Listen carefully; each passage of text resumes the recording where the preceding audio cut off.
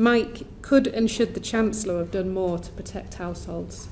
Sorry, could and should the Chancellor have done more to protect households? Well, I think we've been acknowledging this afternoon the Chancellor faced a very difficult set of circumstances leading up to this autumn statement, with a desperate need to restore the public finances, but in the face of an imminent recession, plus the structural adjustment that's making us all poorer. We were very pleased to see that the Chancellor did indeed commit to uprating benefits in line with inflation in April. That was a significant step, as well as increasing the benefit cap. In replacing the energy price guarantee, he is being less generous than Liz Truss wanted to be when she was Prime Minister, but he's done so in a targeted way, so taking sort of the targeted aspect of the previous year's approach. So I think that I think overall there is a lot to be welcomed in the autumn statement for low-income households. The fact that RDHI is falling by that amount basically reflects, as Carl has said, we're all acknowledging that energy prices are making the country poorer, and there is no getting around that. Okay, so you don't think the Chancellor could have done anything else, in your opinion, to support households from the cost of living crisis? I was surprised by some of pleasantly surprised by some of what the Chancellor said, which is, I guess, is a way of saying that I feared it could have been worse.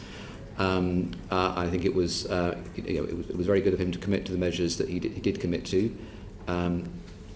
Of course, next year will not be easy for low-income households, particularly I'm worried about next winter, because energy prices will be significantly higher next winter than they are this winter. So I am worried about that, particularly for prepayment meter households, who bear the entire burden next year. But next year is, of course, a long way off, and we do need to see what's going to happen to global energy prices between now and then.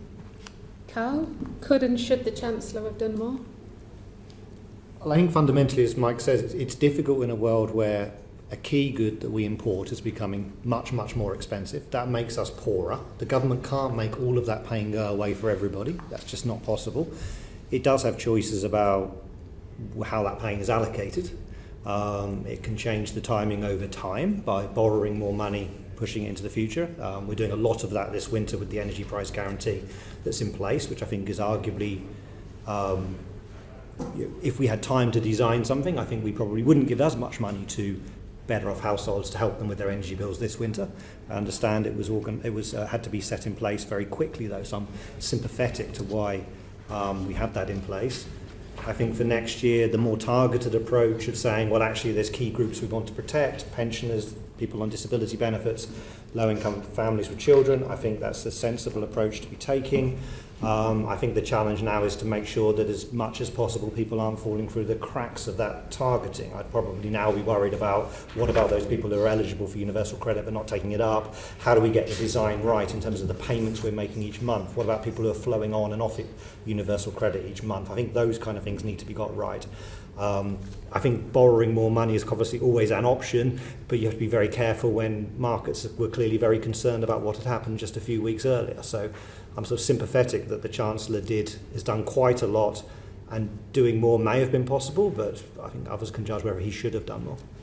You mentioned earlier about reforming taxes and making that a fairer system. Is that something you think the Chancellor could have done and should have done? Well, I think virtually all of the UK's taxes could be made to work better. Successive governments have failed to implement reforms which would make them work better, and I guess, I have to be a bit sympathetic because he's not been Chancellor for very long, but if we have a crisis and we need to shove up taxes, I'd rather we took the opportunity, if we're going to make unpleasant decisions on the tax side, to reform the taxes and then put them up. And you can do it in a way which causes fewer distortions. That's not to say that tax rises are ever going to be easy to do or not have any unwanted consequences, but they would be fewer if we designed those taxes well than if we just push up unreformed taxes.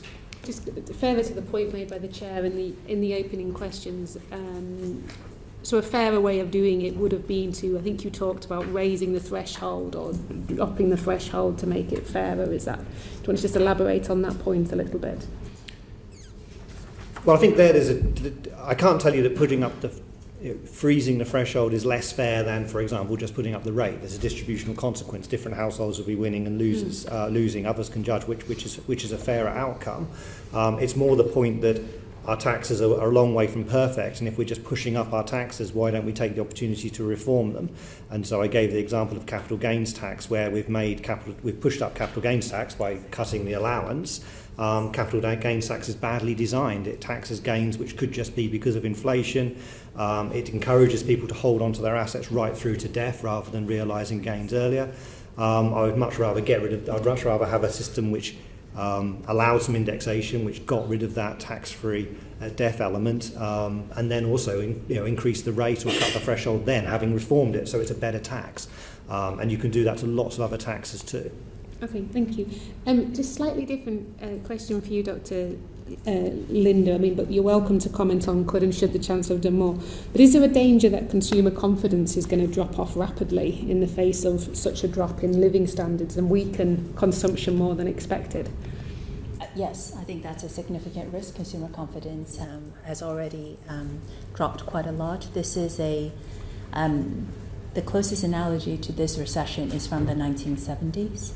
And when it's a supply-side shock like this, people do become extremely worried, especially when they hear that 80% or so of the inflation is global factors. So it's out of the control of government. And so I think the stresses that have made around growth is indeed to try and show that the spending today is targeted to helping those who need it the most, and also to generating growth, because that helps, I think, look forward, because economies always have ups and downs. The question is fiscal policy cushioning the recession and then spending strategically so we come out of it in a position where people can feel a bit more confident. Another example I'll give is during the pandemic lockdowns. If you looked at Germany and France, their fiscal stimulus, a good portion of the investment was targeted towards green energy. So Germany wanted every petrol station to have an electric charging point. All of that is to give consumers a look ahead to this. These are tough times, but we're spending the money so you get better quality of growth in the future, and that we can see a longer-term horizon, which is why I actually think in this very, thankfully, unusual type of recession, it's even more important to show how strategically, the spending, the support is going to invest, for when the recession will end. So the point about the Chancellor, do you think in that particular area then, into looking forward and giving people that confidence? I was just reflecting on the short period he's had to do this. Yes, ideally, yes. I think, this was a, autumn statement. It does have investment measures around growth, but I think, as we have all said, we think he's had a very short period of time to put it together, and a lot of it was around stability. But in the next go at this, I think it would be very helpful to have a focus on how to invest to grow, what kind of growth are we looking at, and the way in which taxes, and in particular, are geared at supporting that. And not everything is going to work towards pro-growth, as I said. Some fiscal policy is geared at redistribution, things which are absolutely needed. But I think having a clear vision about how we will look in 3 to 5 years' time will help boost confidence of consumers, and I think would be very helpful.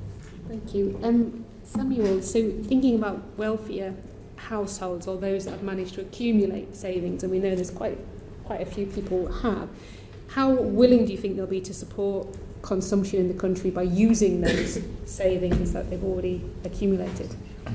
So the sort of excess savings held by households are colossal. If you look at them on paper, equal to about 14% of their annual disposable incomes for all households, about £180 billion.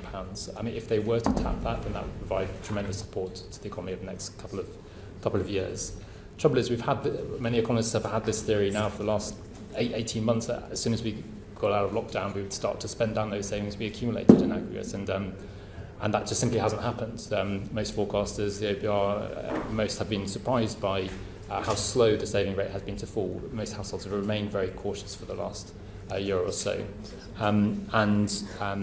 There's also data to suggest that the distribution of those savings is not very even, not in a sort of demand-enhancing way, that the vast bulk must be held by high-income households, because we can see in ONS survey data over the course of this year there's been a rising proportion of households that say that they cannot afford an unexpected expense of £850. It's risen to about 36% from 28% at the end of last year. So suggesting that this total stock, which households haven't drawn down, has become even more unequally distributed over the last year, and many more households are living hand to mouth. And so, yes, we're also starting to see in the data signs that households are picking up their repayments of mortgages, ad hoc repayments. So most households are locked into fixed-rate mortgages where they committed to monthly payments for 2 or 5 years. But most of those mortgages do allow you to overpay if you want to, up to 10% of the outstanding balance of the loan without incurring a fee. And on that data, we've started to see in the last few months a clear pickup again. Households who do have those savings, those higher income households, are using those savings not to support the economy or to spend more, but to pay down debt. And for those households that do have mortgages, they face a very big refinancing shock coming down the tracks the next year or two. And those savings, I think, won't filter back into the economy, but they'll be used to pay down debt where possible. That's really interesting. Thank you. Thank you so much, Sorry. Emma. That's absolutely great.